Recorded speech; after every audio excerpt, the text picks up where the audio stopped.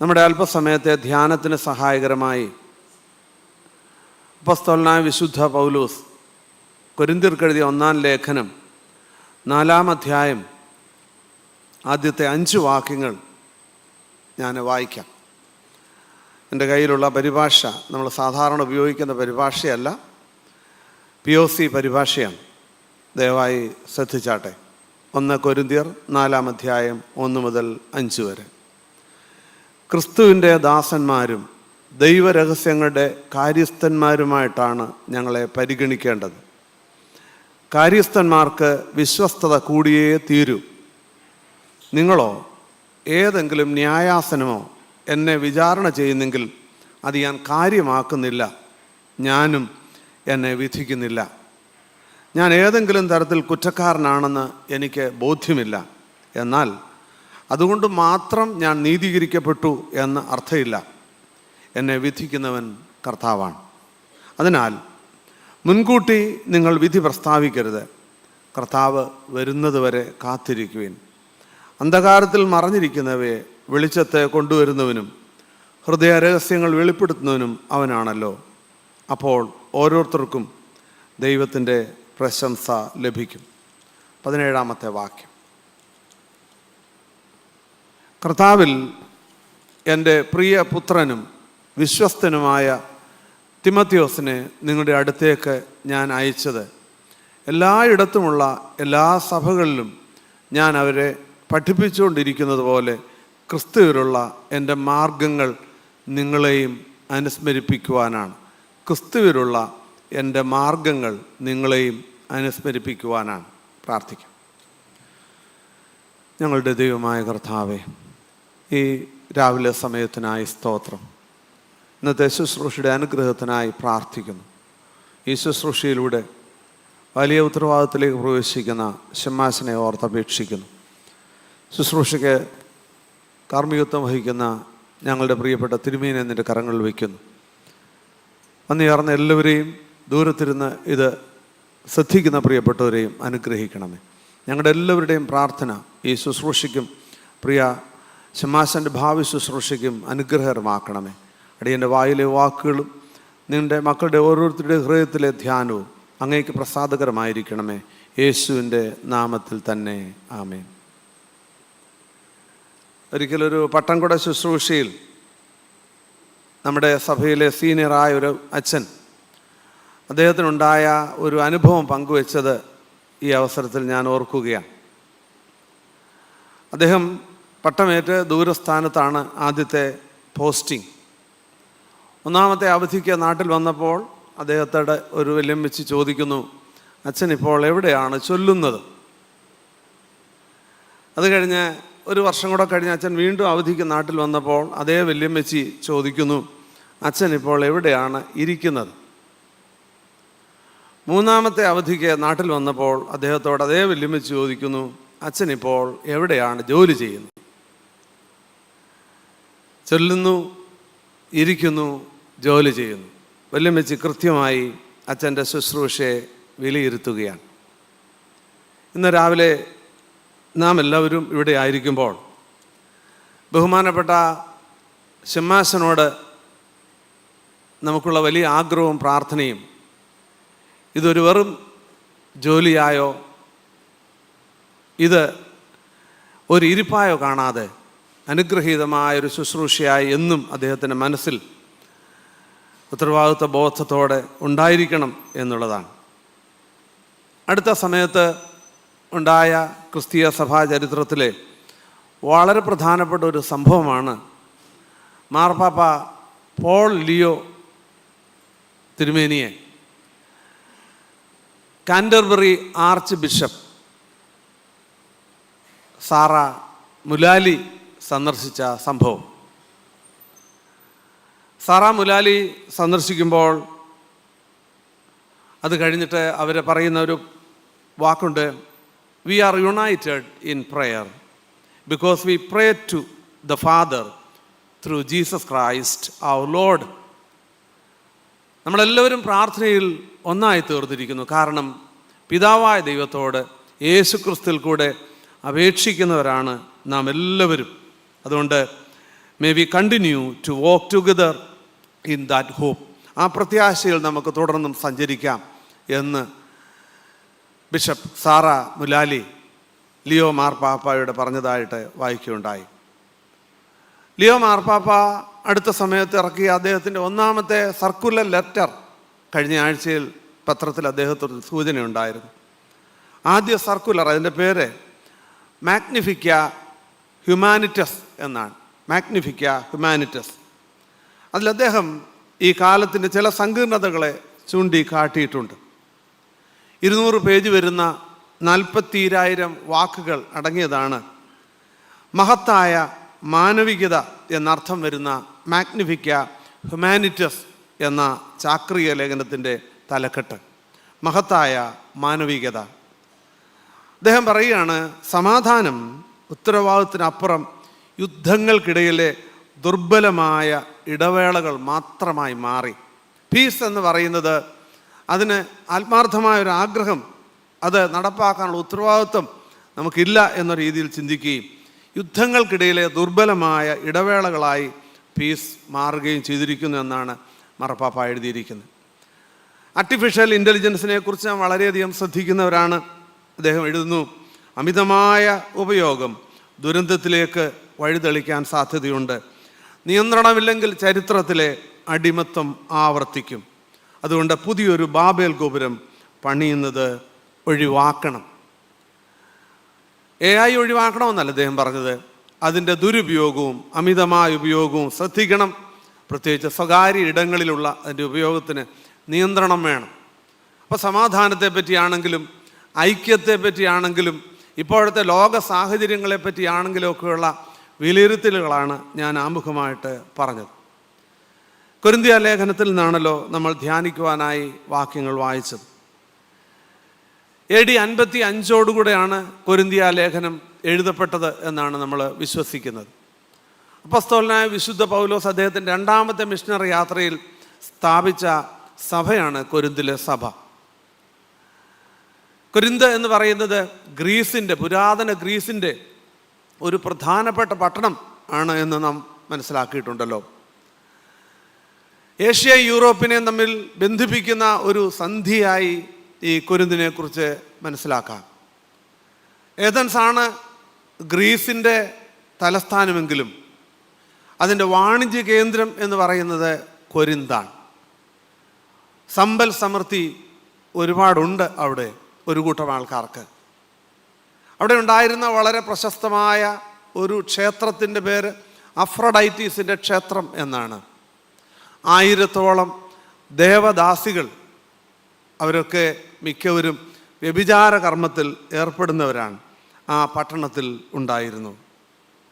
റോമക്കാരായ ആൾക്കാർ അവിടെ താമസിച്ചിരുന്നു, യവനന്മാരായ ആൾക്കാരുണ്ടായിരുന്നു, യഹൂദരായ ആൾക്കാർ വന്ന് പാർക്കുന്നവർ അവിടെ ഉണ്ടായിരുന്നു. അങ്ങനെ പലതരത്തിലുള്ള ആൾക്കാർ അധിവസിച്ചിരുന്ന ഒരു പ്രദേശമായിരുന്നു കൊരിന്ത് എന്ന് പറയുന്നത്. ഞാൻ വായിച്ചപ്പോൾ ആ പട്ടണത്തിൻ്റെ പ്രത്യേകത 2-3 വാക്കുകളിൽ പറഞ്ഞാൽ, ഒന്ന്, ആ പട്ടണത്തിൽ അല്ലെങ്കിൽ കൊരിന്ത്യ സഭയിൽ വിഭജനം അതിശക്തമായിരുന്നു. പൗലോസിൻ്റെയും അപ്പൊല്ലോസിൻ്റെയും കേഫായുടെയും ക്രിസ്തുവിൻ്റെയും ഒക്കെ പക്ഷക്കാരെന്ന് പറഞ്ഞുള്ള വിഭജനം വളരെ ശക്തമായിരുന്നു. 2, ഇപ്പോൾ ഞാൻ സൂചിപ്പിച്ചതുപോലെ അഫ്രഡൈറ്റീസിൻ്റെ ക്ഷേത്രവും അവിടെയുള്ള ദേവദാസികളും അതുപോലെ തന്നെ അതിലൂടെയുള്ള വ്യഭിചാര ഇടപാടുകളും വളരെയധികമായിരുന്നു. 3, വളരെ വലിയ വ്യവഹാരം, കേസ് കെട്ടുകൾ ഇഷ്ടം പോലെ ഉണ്ടായിരുന്നു. അപ്പോസ്തലൻ കൊരിന്ത്യ ലേഖനത്തിൽ ഈ കാര്യങ്ങളൊക്കെ സൂചിപ്പിക്കുന്നുണ്ട്. വിഗ്രഹ സേവയ്ക്കും ഒട്ടും കുറവില്ലായിരുന്നു. വിഭജനം, വ്യഭിചാരം, വ്യവഹാരം, വിഗ്രഹ ആരാധന, ഇതൊക്കെ നിറഞ്ഞു നിൽക്കുന്ന ഒരു ഏരിയയിലെ സഭയാണ് കൊരിന്ത്യ സഭ. ആ സഭയിലെ അംഗങ്ങളിൽ ഒരു കൂട്ടം ആൾക്കാരും ഇതിനൊക്കെ വിധേയപ്പെട്ടവരായിരുന്നു എന്ന് നമുക്ക് മനസ്സിലാക്കാനായിട്ട് സാധിക്കും.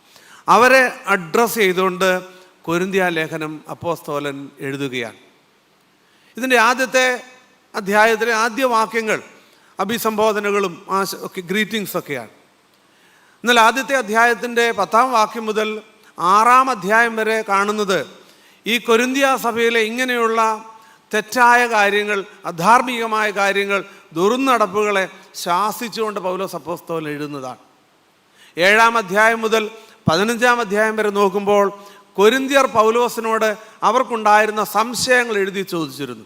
7-ാം അധ്യായത്തിൽ എൻ്റെ സൂചനയുണ്ട്. അപ്പോൾ അവർക്ക് പുനരുത്ഥാനത്തെ പറ്റിയാണെങ്കിലും, അവർക്ക് വിവാഹത്തെ പറ്റിയാണെങ്കിലും, അവർക്ക് ഈ വിഗ്രഹങ്ങളുമായി ബന്ധപ്പെട്ടുള്ള കാര്യങ്ങളാണെങ്കിലും, മരിച്ചവരുടെ ഉയിർപ്പിനെക്കുറിച്ച് ഇങ്ങനെ ഒരുപാട് സംശയങ്ങൾ അവർ പൗലോസിനോട് എഴുതി ചോദിച്ചപ്പോൾ അതിനൊക്കെ നൽകുന്ന മറുപടിയാണ് 7-ാം അധ്യായം മുതൽ 15-ാം അധ്യായം വരെയുള്ള വാക്യങ്ങൾ കാണും. അതിൻ്റെ 16-ാമത്തെ അധ്യായത്തിൽ അവർക്ക് ചില വാർത്തകളും അവർക്ക് ചില ആശംസകളും സ്തോത്രങ്ങളും അർപ്പിച്ചുകൊണ്ട് അവസാനിപ്പിക്കുകയാണ്. അതുകൊണ്ട് കൊരിന്തിലെ ആളുകളുടെ ദുർനടപ്പിനും അരുതാത്ത ജീവിത രീതിക്കുമെതിരെ ആദ്യ അധ്യായങ്ങൾ പറയുമ്പോൾ കൊരിന്ത്യരുടെ സംശയങ്ങൾക്ക് ഉള്ള മറുപടി അതിൻ്റെ 2-ാം ഭാഗത്ത് നമുക്ക് കാണാനായിട്ട് സാധിക്കും. അപ്പോൾ അത് തിരുത്തുവാനുള്ള ആഹ്വാനം, അവരുടെ സംശയങ്ങൾക്കുള്ള നിവാരണം നൽകുന്നതാണ് 1 കൊരിന്ത്യർ എന്ന് പൊതുവെ നമുക്ക് പറയാനായിട്ട് സാധിക്കും. യേശുക്രിസ്തു കഴിഞ്ഞാൽ ക്രിസ്തീയ സഭ ഏറ്റവും അധികം കടംപെട്ടിരിക്കുന്ന വ്യക്തി ആര് എന്ന് ചോദിച്ചാൽ അത് പൗലോസ് അപ്പോസ്തലനാണ് എന്ന് നമുക്ക് പറയാൻ പറ്റും. സഭയുടെ വളർച്ചയ്ക്ക് ഏറ്റവും അധികം, അല്ലെ സ്ഥാപനത്തിന് വളർച്ചയ്ക്കും യേശുക്രിസ്തുവിനോടാണ് നാം ഒന്നാമത് കടപ്പെട്ടിരിക്കുന്നെങ്കിൽ അത് കഴിഞ്ഞാൽ നമ്മുടെ ഏറ്റവും അധികം വലിയ കടപ്പാടുള്ളത് പൗലോസ് അപ്പോസ്തലനാണ്. ആ അപ്പോസ്തലനോട് നമുക്കങ്ങനെ ഒരു കടപ്പാടും സ്നേഹവും ഉണ്ടെങ്കിൽ അദ്ദേഹത്തിൻ്റെ ശുശ്രൂഷ ശൈലിയും അദ്ദേഹത്തിൻ്റെ മനോഭാവവും ഏതൊരു ശുശ്രൂഷകനും മാതൃകയാണ്, അനുകരിക്കേണ്ടതാണ്. അദ്ദേഹം പകർന്നു നൽകുന്ന ദർശനം വളരെ പ്രസക്തമാണ്. 3 ചിന്തകൾ ഈ വായിച്ച വേദഭാഗത്തെ ആധാരമാക്കി വളരെ ചുരുങ്ങിയ സമയം കൊണ്ട് പറയണം എന്നാണ് ഞാൻ ആഗ്രഹിക്കുന്നത്. 1, അദ്ദേഹം പറയുകയാണ്, എന്തായിരിക്കണം ഒരു ശുശ്രൂഷകൻ്റെ സ്വത്വബോധം? What is the identity of a minister, അല്ലെങ്കിൽ മിനിസ്റ്റീരിയൽ ഐഡൻറ്റിറ്റി എന്ന് പറയാനായിട്ട് നമുക്ക് സാധിക്കും. ഞാൻ ആദ്യമേ മുഖവരയിൽ പറഞ്ഞതുപോലെ വിവിധ പക്ഷക്കാർ അവരുടെ ഇടയിലുണ്ട്. പൗലോസിനോട് ചേർന്ന് നിൽക്കുന്ന ആൾക്കാർ, അപ്പല്ലോസ് ജ്ഞാനത്തിൻ്റെ തത്വശാസ്ത്രത്തിൻ്റെ ഒരു പിതാവാണ്. അപ്പല്ലോസിനോട് ചേർന്ന് വലിയ പാണ്ഡിത്യത്തിന് പ്രാധാന്യം നൽകുന്ന ആൾക്കാർ, യഹൂദന്മാരായ ആൾക്കാർ കുടിയേറിയവരുണ്ട്. അവർ പൗലോസിനോട് ചേർന്ന് പത്രോസിനോട്, കേഫായോട് ചേർന്ന് നിൽക്കുന്ന ആൾക്കാരാണ്. ഇതൊന്നുമല്ല, ഞങ്ങളാണ് മികച്ചവരെന്ന് പറയുന്ന ക്രിസ്തുവിൻ്റെ പക്ഷക്കാരെന്ന് പറയുന്ന ഒരു കൂട്ടം ആൾക്കാരുമുണ്ട്. അപ്പോൾ ഇവരെല്ലാം ഗ്രൂപ്പ് മാനേജേഴ്സായിട്ട് പൗലോസിനെയും അപ്പൊല്ലോസിനെയും കേഫായെയും ക്രിസ്തുവിനെയും കാണുമ്പോൾ, ഗ്രൂപ്പ് ലീഡേഴ്സിൻ്റെ അണികളായി തങ്ങളെ തന്നെ കാണുന്ന ഒരു കൂട്ടം ആൾക്കാരോട് പൗലോസ് അപ്പോസ്തലൻ തൻ്റെ സ്ഥാനത്തെക്കുറിച്ച് പറയുന്നത്, ഞങ്ങൾ ക്രിസ്തുവിൻ്റെ സേവകരാണ്, ഞങ്ങൾ ദൈവത്തിൻ്റെ ഗൃഹവിചാരകരാണ്. ഇതാണ് അദ്ദേഹത്തിൻ്റെ ഐഡൻറ്റിറ്റിയാണ് അദ്ദേഹം വെളിപ്പെടുത്തുന്നത്. ഇവർ ഈ അഹങ്കരിക്കുന്ന, അഹംഭാവത്തോടെ എടുത്തു പറയുന്ന കാര്യങ്ങളൊന്നുമല്ല വിഷയം. We are servants of Christ, we are stewards of God. ദൈവത്തിൻ്റെ ഗൃഹവിചാരകരാണ്, അതുപോലെ തന്നെ ക്രിസ്തുവിൻ്റെ ദാസന്മാരാണ്. ഈ ക്രിസ്തുവിൻ്റെ ദാസന്മാരെന്നുള്ള പ്രയോഗത്തെക്കുറിച്ച് വായിക്കാനിടയായപ്പോൾ ഹിപ്പരറ്റസ് എന്ന് പറയുന്ന ഒരു ഗ്രീക്ക് വാക്കാണ് അവിടെ ഉപയോഗിച്ചിരിക്കുന്നത്. പ്രിയപ്പെട്ട അലക്സച്ചനൊക്കെ ഇവിടെ ഇരിപ്പുണ്ടെന്ന് എനിക്കറിയാം. അത് മനസ്സിലായിക്കൊണ്ട് തന്നെയാണ് ഞാൻ പറയുന്നത്. തെറ്റുണ്ട്, തിരുത്താം. ഹിപ്പരറ്റസ് എന്ന് പറയുന്ന ആ വാക്കിൻ്റെ അർത്ഥം അണ്ടർ റോയർ. അപ്പം അടിനിരയിൽ, താഴത്തെ നിരയിലുള്ള ആളെന്നാണ് എൻ്റെ അർത്ഥം. കപ്പലിൻ്റെയൊക്കെ ഡെക്കിൽ ജോലി ചെയ്യുന്ന ആൾക്കാരാണ്. Deep humility and total obedience, ആഴമായ വിനയം, അതുപോലെ തന്നെ പൂർണ്ണമായ അനുസരണം. ഈ 2 കാര്യങ്ങളാണ് ഒരു ഹിപ്പരറ്റിസിൽ നിന്നും, അല്ലെങ്കിൽ സെർവൻ്റ് ഓഫ് ക്രൈസ്റ്റിൽ നിന്ന് പ്രതീക്ഷിക്കുന്നത് എന്ന് നമുക്ക് കാണാനായിട്ട് സാധിക്കും. ഒരു കപ്പലിനെ സംബന്ധിച്ച് ക്യാപ്റ്റൻ്റെ ആജ്ഞ അനുസരിക്കാനുള്ള ആളാണ് ഈ അടിനിരയിൽ, താഴത്തെ നിരയിൽ സബോർഡിനേറ്റായിട്ട് ജോലി ചെയ്യുന്ന ഈ ആളിൻ്റെ ഉത്തരവാദിത്വം. പ്രിയപ്പെട്ട ഷമ്മാശനോടും നമ്മളെല്ലാവരോടും വൈദികരോടും ഒക്കെ എനിക്ക് പറയാനുള്ള ഒരു കാര്യം, ഞാൻ എന്നോട് തന്നെ പറയുന്ന കാര്യം, ഇതൊരിക്കലും മറക്കാനായിട്ട് പാടുള്ളതല്ല. ഒന്നാമത്തെ പട്ടം കിടക്കിയ ഷമ്മാശൻ്റെ അരയിൽ ഒരു ഗാർഡിൽ കെട്ടിയിട്ടുണ്ട്. ഞാൻ രാജസ്ഥാനിൽ 1980 പ്രവർത്തിക്കുവാനായിട്ട് എന്നെ സഭ നിയോഗിച്ചയാളാണ്. ആദ്യത്തെ പോസ്റ്റിംഗ് അവിടെയായിരുന്നു. അപ്പോൾ അന്ന് ജയ്പൂരിലുണ്ടായിരുന്ന അച്ഛൻ ഒരു ഫിലിപ്പോസ് അച്ഛൻ, ഞാൻ കോട്ടായിലാണ്. അപ്പോൾ ജയ്പൂരിലെ അച്ഛൻ ഒരിക്കൽ ഒരു ഗവൺമെൻറ് ഓഫീസിൽ ചെന്നപ്പോൾ ഒരു പയ്യൻ അച്ഛൻ്റെ ഇടക്കെട്ട് കണ്ടിട്ട് അത്ഭുതപ്പെട്ട് ചോദിച്ചിട്ട് പറഞ്ഞു, ഭായ് സാബ് ഏക് നമ്പർ ദിഖാ ദീജിയെ. അപ്പോൾ അവൻ ഓർത്ത് ബ്ലാക്ക് ബെൽറ്റ് ആണെന്ന് വിചാരിച്ചു. അവൻ പറഞ്ഞു, ഒരു നമ്പർ ഒന്ന് കാണിക്കാമോ? ഇഷ്ടിക മുറിക്കുന്ന പരിപാടിയൊക്കെ ഉണ്ടല്ലോ കരാട്ടക്കാർക്ക്. അതല്ല ഇതിൻ്റെ അർത്ഥം. ഇത് ശുശ്രൂഷയുടെ, സേവനത്തിൻ്റെ, അനുസരണത്തിൻ്റെ കെട്ടാണ് എന്ന് മറക്കാൻ പാടില്ല. ശമ്മാശനായാലും അച്ഛനായാലും എപ്പിസ്കോപ്പായാലും മെത്രാപ്പോലിത്തായാലും ഈ സ്ഥാനം അവിടെ എപ്പോഴും ഉണ്ട് എന്നുള്ളത് ഒരിക്കൽ പോലും മറക്കാനായിട്ട് നമുക്ക് പാടുള്ളതല്ല. രണ്ടാമതായിട്ട് അപ്പോസ്തലൻ തൻ്റെ ഐഡൻറ്റിറ്റിയെക്കുറിച്ച് പറയുന്നത്, ഞാൻ ദൈവത്തിൻ്റെ മർമ്മങ്ങളുടെ ഗ്രഹവിചാരകനാണ്. സ്റ്റുവേർഡ് എന്നുള്ള വാക്കാണ് ഉപയോഗിച്ചിരിക്കുന്നത്. Manager of a household എന്നതേക്കുറിച്ച് പറയാനായിട്ട് സാധിക്കും. അടിമകളുടെ കൂട്ടത്തിൽ തന്നെ ഒരാൾക്ക് തൻ്റെ ഭവനം നോക്കി നടത്താനുള്ള ഉത്തരവാദിത്വം യജമാനൻ ഏൽപ്പിക്കുന്നുണ്ട്. അപ്പോൾ അടിമകളുടെ കൂട്ടത്തിൽ ഒരാളാണ്, എന്നാൽ അദ്ദേഹം ഒരു സ്റ്റുവേർഡാണ്. എപ്പോഴും ഓർക്കണം, ഈ സ്റ്റുവേർഡിൻ്റെ ജോലി എന്താണെന്ന് അറിയാമോ? യജമാനന് വേണ്ടി ആ വീട്ടിലുള്ള ആൾക്കാർക്ക് യഥാസമയം വേണ്ടതൊക്കെ എത്തിച്ചു കൊടുക്കുക എന്നുള്ളതാണ്. അപ്പോൾ ഈ വീട്ടിലുള്ള ആൾക്കാർക്ക് നൽകേണ്ട ഭക്ഷണമാണെങ്കിലും പരിചരണമാണെങ്കിലും അവർക്ക് അർഹമായിട്ടുള്ളതൊക്കെ അതത് സമയത്ത് ലഭിക്കുന്നു എന്നുള്ള ഉറപ്പ് ആക്കേണ്ട ആളാണ് ഗൃഹവിചാരകൻ. ഇവിടെ തന്നെ പറയുന്നുണ്ട്, അവരിൽ അന്വേഷിക്കുന്നത് വിശ്വസ്തത, ഫെയ്ത്ത്ഫുൾനെസ് എന്നുള്ള കാര്യമാണ് എന്ന് പറയുന്നുണ്ട്. മാസ്റ്റർക്ക് താഴെയാണ്, എന്നാൽ സ്ലേവിന് മുകളിലാണ്, ഇടയ്ക്കാണ് നിൽക്കുന്നത്. അപ്പോൾ അത് വലിയ ഉത്തരവാദിത്വമുള്ള ഒരു പദവിയാണ്. അപ്പോൾ നമ്മളെപ്പോഴും ഓർത്തോണം, we have a chief captain. നമുക്ക് ഒരു മുകളിൽ ഒരാളുണ്ട് എന്നുള്ളത് ഒരിക്കലും മറക്കാനായിട്ട് പാടുള്ളതല്ല. പ്രിയപ്പെട്ട ശമ്മാശൻ, പ്രിയപ്പെട്ട സ്നേഹിതരെ, എല്ലായ്പ്പോഴും നമുക്ക് servants of Christ and steward of God എന്നുള്ളത് ഒരിക്കൽ പോലും മറക്കാനായിട്ട് പാടുള്ളതല്ല. യജമാനു വേണ്ടി ചിലവാകാൻ കണക്കെഴുതി സൂക്ഷിക്കണം, കണക്ക് ബോധിപ്പിക്കണം എന്നുള്ള ഉത്തരവാദിത്വം ഈ സ്റ്റുവേർഡിന് മേലുണ്ട്. നമ്മുടെ ഹ്യൂമിലിറ്റി, നമ്മുടെ ഒബീഡിയൻസ് എവിടെ വരെ എത്തി നിൽക്കുന്നു? ഒരിക്കൽ ഒരു ആൾ പട്ടം ഏറ്റു കഴിഞ്ഞ് അന്നത്തെ സെമിനാരി പ്രിൻസിപ്പലിൻ്റെ അടുത്ത് പോയി പറഞ്ഞെന്നാണ് പറയുന്നത്. എൻ്റെ ജൂനിയറായിട്ട് പഠിച്ച ഒരാളാണ്. ഇപ്പോൾ നമ്മൾ രണ്ടും ഇത് പിടിച്ചിട്ടാണ് പറഞ്ഞത്, ഇപ്പോൾ നമ്മൾ രണ്ടും ഒരുപോലെ ഉള്ളൂ എന്ന് പറഞ്ഞു. അഹങ്കാരം 1-ാം വർഷം തന്നെ അങ്ങേ അറ്റത്തെ കയറി കഴിഞ്ഞാൽ പിന്നെ എന്താണ് ചെയ്യുക? ഞാൻ വൈദിക സെലക്ഷൻ കമ്മിറ്റിയിൽ ഉള്ള ഒരാൾ കൂടെയാണ്. ശമ്മാശനെ ഇൻ്റർവ്യൂ ചെയ്ത ബോർഡിൽ ഞാനും ഉണ്ടായിരുന്നു. അപ്പോൾ അവിടെ മെത്രാപ്പോലീത്ത തിരുമേനി ഒരിക്കൽ ഞങ്ങളോട് പറഞ്ഞു, 1-ാം വർഷം കഴിഞ്ഞപ്പോൾ തന്നെ ആ വാക്കിൽ വ്യത്യാസമായി, ജസ്റ്റേഴ്സിൽ വ്യത്യാസമായി, പെരുമാറ്റത്തിൽ വ്യത്യാസമായി, വിനയം എല്ലാം വിട്ടുകളയുകയാണ്. സൈമൻ അച്ഛൻ, നമ്മുടെ ഐറേനിയസ് തിരുമേനി മണ്ണന്തല അരമനയിൽ നമ്മുടെ എപ്പിസ്കോപ്പായിരിക്കുമ്പോൾ സെക്രട്ടറിയായി. സൈമൻ അച്ഛൻ ഒരിക്കൽ പറഞ്ഞൊരു കാര്യം ഞാൻ ഓർക്കുന്നുണ്ട്. അലക്സാണ്ടർ മാർത്തോമ മെത്രാപ്പൊലീത്ത തിരുവല്ലായിൽ നിന്ന് ഫോൺ ചെയ്യുമ്പോൾ എപ്പിസ്കോപ്പ തിരുമേനി അവിടെ കസേരയിലിരിക്കുകയാണെങ്കിൽ എഴുന്നേറ്റ് മാത്രമേ ആ ഫോൺ അറ്റൻഡ് ചെയ്യത്തുള്ളൂ. നിങ്ങൾ നോക്കണേ, ഐറേനിയസ് തിരുമേനിയെക്കുറിച്ച് നമുക്കുണ്ടായിരിക്കുന്ന ചിത്രം വേറൊന്നാണ്. എത്രയോ വലിയൊരു മനുഷ്യൻ, അദ്ദേഹത്തിൻ്റെ ആജ്ഞാവിശേഷമൊക്കെ നമുക്കറിയാം. എന്നാൽ അലക്സാണ്ടർ മാർത്തോമ തിരുവല്ലായിൽ നിന്ന് ഫോൺ ചെയ്യുമ്പോൾ അദ്ദേഹം എഴുന്നേറ്റ് മാത്രമേ ആ ഫോൺ തിരുമേനി പറഞ്ഞാട്ടെ എന്ന് പറയുന്നു. സൈമനച്ചൻ കണ്ടിട്ടുള്ളത് എന്നോട് അച്ഛൻ ഷെയർ ചെയ്തിട്ടുണ്ട്. എത്രമാത്രം പരസ്പരം ആദരവും ബഹുമാനവും ഒക്കെ പുലർത്തേണ്ടവരാണ് നമ്മൾ. വർഷങ്ങൾ കൊണ്ട് ഈ നന്മയൊന്നും നഷ്ടപ്പെടുത്താതെ ഇരിപ്പാൻ ഇടയായി തീരട്ടെ എന്ന് ഞാൻ പ്രാർത്ഥിക്കുകയാണ്. ശമാശ നല്ലൊരു ടേക്ക് ഓഫാണ് ഇപ്പോൾ കിട്ടുന്നത്. നമ്മുടെ സഭയിലെ ഒരു വന്ധ്യനായ അച്ഛനാണ്, മരിച്ചുപോയി, കൈപ്പുട്ടൂർ സ്വദേശിയായിരുന്ന ബഹുമാനപ്പെട്ട അച്ഛൻ. അച്ഛന് ഒരിക്കൽ പറഞ്ഞു, എൻ്റെ അച്ഛാ, ടേക്ക് ഓഫ് അല്ല വിഷയം, ലാൻഡിങ് ആ വിഷയം. ടേക്ക് ഓഫ് അല്ല വിഷയം, ടേക്ക് ഓഫ് നന്നായിട്ട് കഴിയും, പക്ഷേ എങ്ങനെ ലാൻഡ് ചെയ്യുന്നു? ഞാനിത് പട്ടമേറ്റിട്ട് 37ാമത്തെ വർഷമാണ്. എനിക്ക് ഇപ്പോൾ പ്രവർത്തിക്കുന്ന വർഷം കഴിഞ്ഞ് 1 വർഷം കൂടെ ഉള്ള സേവനം. എൻ്റെ ഈ നാളുകളിൽ ഏറ്റവും വലിയ പ്രാർത്ഥന, ദൈവം തമ്പുരാനെ ഒരു നല്ല ലാൻഡിങ് എനിക്ക് തരണേ എന്നുള്ളതാണ്. ഈ നാളുകൾ വ്യത്യസ്ത മേഖലകൾ ശുശ്രൂഷിച്ചു.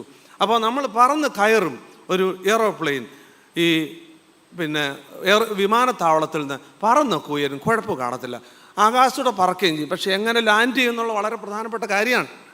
ഇത് പലപ്പോഴും നമുക്ക് നഷ്ടപ്പെടുത്തി പോകുന്നുണ്ടോ? അതുകൊണ്ട് നമ്മൾ പ്രാർത്ഥിക്കണം. എല്ലാം ലഭിച്ചതാണ്, ലഭിച്ചതല്ലാതെ ഒന്നും എൻ്റെ പക്കലില്ല. ഈ ഓർമ്മ തന്നെ നമ്മളിലുള്ള വിനയഭാവത്തെ വർദ്ധിപ്പിക്കും എന്ന് ഒരിക്കലും മറക്കാനായിട്ട് പാടുള്ളതല്ല. രണ്ടാമതായിട്ട് ശുശ്രൂഷകൻ്റെ മിനിസ്റ്റീരിയൽ മെത്തഡോളജി അല്ലെങ്കിൽ ശുശ്രൂഷകൻ്റെ പ്രവർത്തന ശൈലി എന്തായിരിക്കണം എന്നുള്ളതാണ് ഇവിടെ എഴുതിയിരിക്കുന്നത്. അപ്പോസ്തലൻ ഇവിടെ 17ാം വാക്യം ഞാൻ വായിച്ചു. എൻ്റെ മാർഗം ക്രിസ്തുവിൻ്റെ മാർഗമാണെന്ന് അദ്ദേഹം പറഞ്ഞിരിക്കുന്നത്. എൻ്റെ മാർഗം ക്രിസ്തുവിൻ്റെ മാർഗം, അതായത് ക്രിസ്തുവിൻ്റെ പ്രവർത്തന ശൈലിയാണ് എൻ്റെ ശൈലി എന്നാണ് അപ്പോസ്തലൻ പറഞ്ഞിരിക്കുന്നത്. അദ്ദേഹം 20ാം വാക്യത്തിൽ പറയുന്നു, വാക്കുകളിലല്ല നമ്മുടെ സാധാരണ പരിഭാഷയ്ക്കകത്ത് വചനത്തിലല്ല എന്നുള്ള പ്രയോഗമാണ്. അതല്ല ഇനി ശരി. നോട്ട് ഇൻ അവർ ടോക്സ് എന്നെഴുതിയിരിക്കുന്നത്. നമ്മുടെ വാക്കുകളിലല്ല, പിന്നെ എന്തിലായിരിക്കണം? നമ്മുടെ പ്രവൃത്തിയിലായിരിക്കണം ഇത് വെളിപ്പെടുത്തേണ്ടത്. ക്രിസ്തുവിൻ്റെ ശൈലി ആ ശൈലി ആയിരുന്നു എന്ന് ഒരിക്കൽ പോലും മറക്കാനായിട്ട് പാടില്ല. Kingdom of God does not consist on talk but in power. ഇതൊക്കെ വർത്തമാനം പറഞ്ഞാൽ ഒക്കെയല്ല, ഇത് പ്രവർത്തനത്തിൽ കാണിച്ചു തരണമെന്ന് ഈ അധ്യായത്തിൽ തന്നെ 20-ാമത്തെ വാക്യത്തിൽ അദ്ദേഹം പറയുന്നു. റീൽസിൻ്റെയും സെലിബ്രിറ്റിയുടെയും ഒരു കാലത്താണ് നമ്മൾ ജീവിക്കുന്നത്. റീൽസ് എടുക്കുക, ഇടുക, നമ്മളൊരു സെലിബ്രിറ്റി ആണെന്നുള്ള ഭാവം ജനിപ്പിക്കുക. ഇതൊന്നും പൗലോസിന് വിഷയമായിരുന്നില്ല എന്ന് ഈ അധ്യായം വായിക്കുമ്പോൾ എഴുതും. അദ്ദേഹം പറയുന്നു, മരണത്തിന് വിധിക്കപ്പെട്ടവരെ പോലെയാണ് ഞാൻ.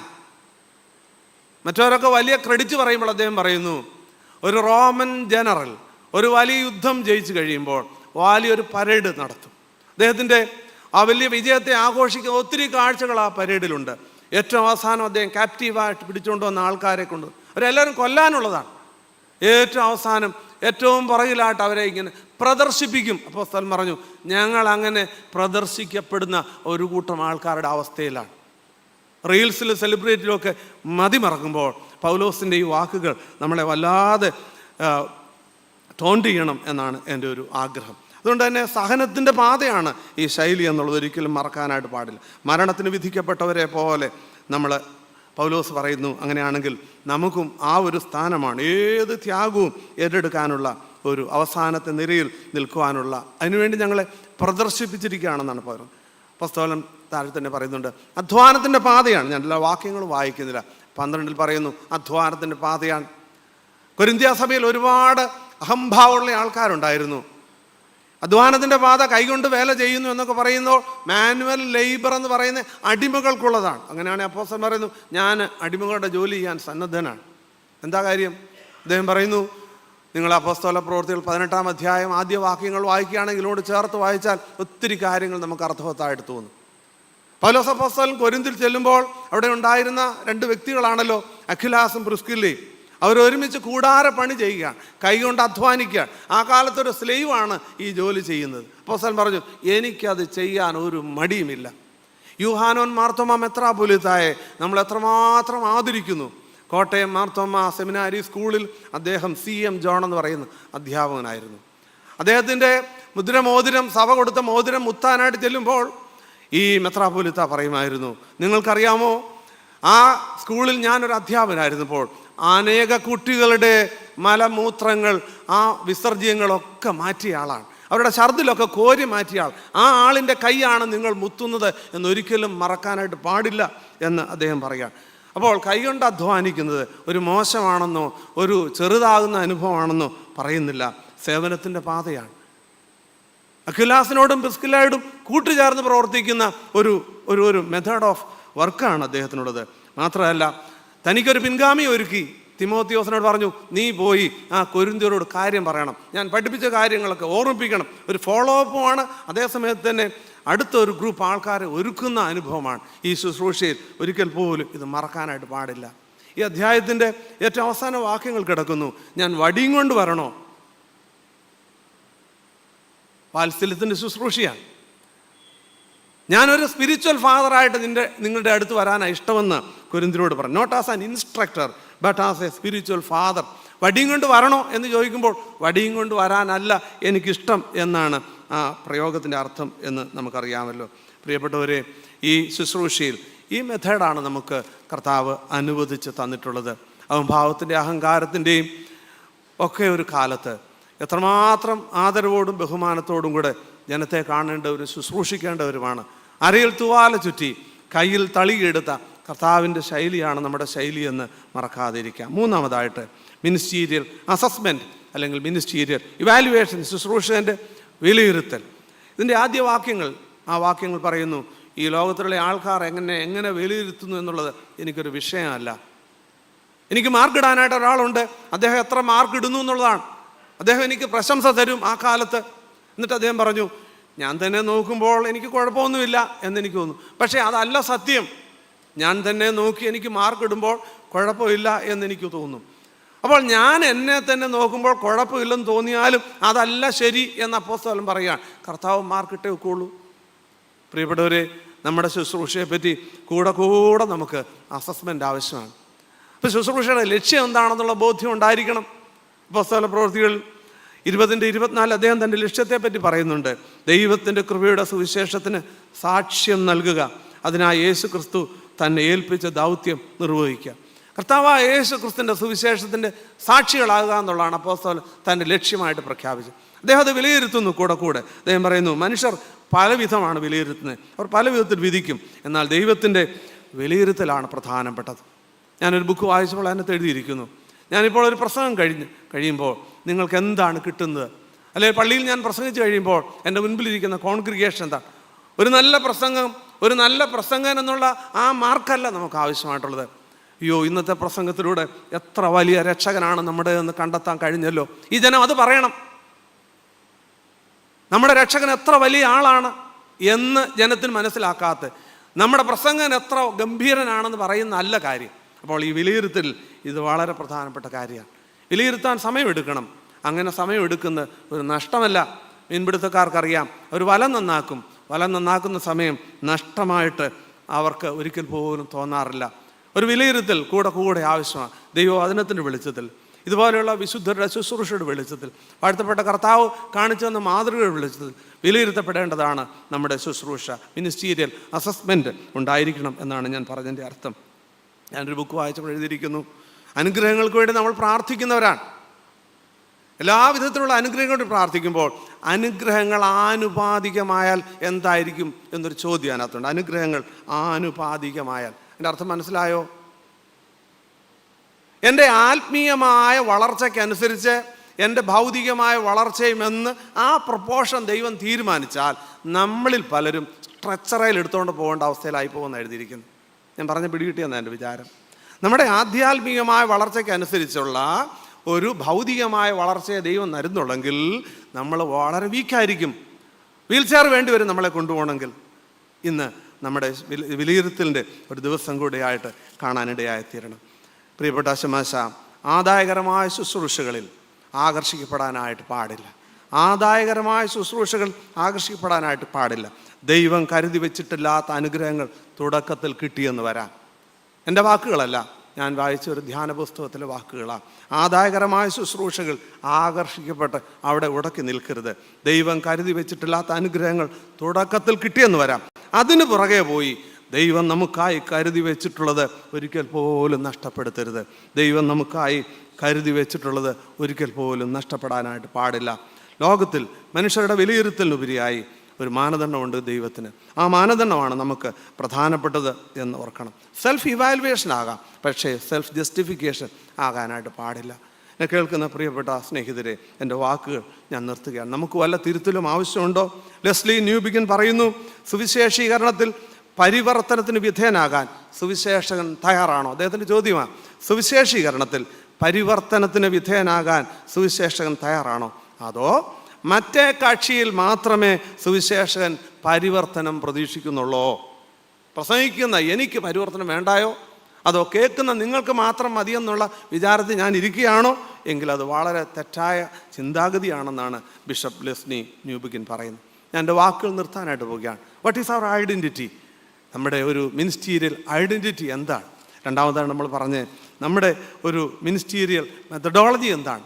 മൂന്നാമതായിട്ട് മിനിസ്റ്റീരിയൽ ഇവാലുവേഷൻ, മിനിസ്ട്രിയെ നന്നായിട്ട് വിലയിരുത്തി പോകുന്ന ഒരു അനുഭവം. നമുക്ക് തന്നെ ഒന്നും ചെയ്യാനായിട്ട് പറ്റില്ല. സഖറിയാ പ്രവചനം വായിക്കുമ്പോൾ 4-ാം അധ്യായം 6-ാം വാക്യത്തിൽ എഴുതിയിരിക്കുന്ന ഒരു വാക്യം നമുക്കറിയാം. സൈന്യത്താലുമല്ല ശക്തിയാലുമല്ല ദൈവത്തിൻ്റെ ആത്മാവിനാൽ അത്രേ. ആരോടാ പറയുന്നത് അറിയാമോ? യഹൂദ ഗവർണറായിരുന്ന സെരുബ്ബാബേൽ റോയൽ ഫാമിലി അംഗത്തോട് പറയാം, നീ വലിയ പുള്ളിയായിരിക്കും, നിനക്ക് സ്വാധീനം കാണും, നിനക്ക് പണം കാണും, നിനക്ക് ആരോഗ്യം കാണും, ഒന്നും നടക്കുകയല്ല. ദൈവത്തിൻ്റെ ആത്മാവിനാൽ മാത്രമേ യെരുശലേം ദേവാലയം 2ാമത് പണിയാൻ ഒക്കൂ എന്നാണ് സഖറിയാ പ്രവചൻ സെരുബ്ബാബേലിനോട് ദൈവത്തിൻ്റെ ആജ്ഞ, ദൈവത്തിൻ്റെ അറിയിപ്പ് നൽകുന്നു എന്ന് ഓർത്തിരിക്കണം. നമ്മൾക്ക് ആർക്കും self made success, that is an illusion, അതൊരു ഇല്യൂഷൻ മാത്രമാണ്. സ്വയാർജിതമായ വിജയം എന്ന് പറയുന്നത് വെറും തോന്നൽ മാത്രമാണ്. സൈന്യത്താലും ശക്തിയാലുമല്ല ദൈവത്തിൻ്റെ. അവിടെ പൂർണ്ണമായിട്ട് ദൈവത്തിൽ ശരണപ്പെട്ടുകൊണ്ട് മാത്രം. എന്ത് നമ്മൾ ചെയ്യണം? ഓസ്വാൾഡ് ചേംബർ പറയുന്നു, my utmost for his highest. എൻ്റെ പരമാവധി അവൻ്റെ പരമോന്നതിക്ക് വേണ്ടി ഉപയോഗിക്കും. ഇത് നമ്മുടെ ഒരു ഉറപ്പായി തീരട്ടെ. പട്ടമേറ്റിരിക്കുന്ന അച്ഛന്മാർക്കും എനിക്കും അതായിരിക്കട്ടെ നമ്മുടെ ലക്ഷ്യം. എൻ്റെ പരമാവധി ഞാൻ ചെയ്യും. എന്തിനു വേണ്ടി? അവൻ്റെ പരമോന്നതി. അവൻ്റെ എന്ന് പറഞ്ഞാൽ H ദൈവത്തിൻ്റെ പരമോന്നതിക്ക് വേണ്ടി ചെയ്യും. പോപ്പുലാരിറ്റിക്കായിട്ട് ഫെയ്ത്ത്ഫുൾനെസ് നഷ്ടമാക്കാതിരിക്കാം. We are not celebrities, but we are servants. ഒരിക്കലും മറക്കാൻ പാടില്ല. വൈദിക സെലക്ഷൻ കമ്മിറ്റിയിൽ ഇൻ്റർവ്യൂവിന് വരുമ്പോൾ നമ്മുടെ സഭാ സെക്രട്ടറി ABT മാമനച്ചൻ പലരോടും ചോദിക്കുന്നൊരു ചോദ്യമുണ്ട്. നിങ്ങൾക്ക് വേദപുസ്തകത്തിലെ ഇഷ്ടമുള്ള വാക്യം പറ. എന്നിട്ട് അദ്ദേഹം ഒന്നുകൂടെ തെളിച്ച് പറയും, നിങ്ങൾക്ക് ചില പ്രത്യേകമായ സന്ദർഭങ്ങളിൽ കരുത്ത് പകരുന്ന വാക്യങ്ങളുണ്ട് പറ എന്ന് പറയും. ഇവർ പഠിച്ചു വരുന്നവരൊക്കെ പലരും അവരെ ആകർഷിക്കുന്ന, അവരെ സ്വാധീനിക്കുന്ന വാക്യങ്ങൾ പറയും. നമുക്കെല്ലാവർക്കും അങ്ങനെ വാക്കുണ്ട്. എന്നോട് ചോദിച്ചാൽ ഞാനൊരു വാക്യം പറയും. സാക്ഷാൽ നമ്മുടെ മുഖ്യമന്ത്രി VD സതീശനോട് ചോദിച്ചാൽ അദ്ദേഹം പറയും, വാഗ്ദത്തം ചെയ്തവൻ വിശ്വസ്തനാണെന്ന് പറയും. അദ്ദേഹത്തിൻ്റെ ഏറ്റവും അധികം ശക്തീകരിക്കുന്ന വേദപുസ്തകത്തിലെ വാക്യമാണ് വാഗ്ദത്തം ചെയ്തവൻ വിശ്വസ്തനാണെന്നാണ് പറയുന്നത്. ഇങ്ങനെ ചില വാക്യങ്ങൾ ശമാശ മനസ്സിൽ വേണം. എന്നോട് ചോദിച്ചാൽ ഞാൻ പറയും, എന്നെ ശക്തനാക്കുന്നവൻ മുഖാന്തരം ഞാൻ സകലത്തിനും മതിയാകുന്ന ഒരാളാണ്. എന്തിനും എന്നെ പ്രാപ്തിപ്പെടുത്തുന്ന ഒരു ദൈവം, ആരെ ഞാൻ വിശ്വസിച്ചിരിക്കുന്നു എന്ന് ഞാൻ അറിയുന്നു. അവനെൻ്റെ ഉപനിധിയാണ്, അവസാനത്തോളം കാക്കുവാനായിട്ട് ശക്തനാണ്. ഇങ്ങനെ ചില ഉറപ്പ് നമ്മുടെ ഉള്ളിൽ വേണം. ആരെ കണ്ട ഇറങ്ങി പുറപ്പെട്ടത്? നമുക്ക് ആത്യന്തികമായി നമ്മുടെ മാസ്റ്റർ കർത്താവായ യേശു ക്രിസ്തുവാണ്. സഭയോടുള്ള ബന്ധത്തിൽ ഈ ശുശ്രൂഷ അനുഗ്രഹകരമായി നിർവഹിപ്പാം നമുക്കിടയായി തീരട്ടെ എന്ന് പ്രാർത്ഥിക്കുന്നു. നമ്മുടെ വ്യക്തിത്വം, നമ്മുടെ ആളത്വം എങ്ങനെയുള്ളത്, നമ്മുടെ ശൈലി എങ്ങനെയുള്ളത്, നമ്മുടെ വിലയിരുത്തലെ പ്രകാരം ദൈവമേ അനുഗ്രഹകരമായ ശുശ്രൂഷ നിറവേറ്റുവാൻ ഇടയാക്കണമെന്ന് പ്രാർത്ഥിക്കാം.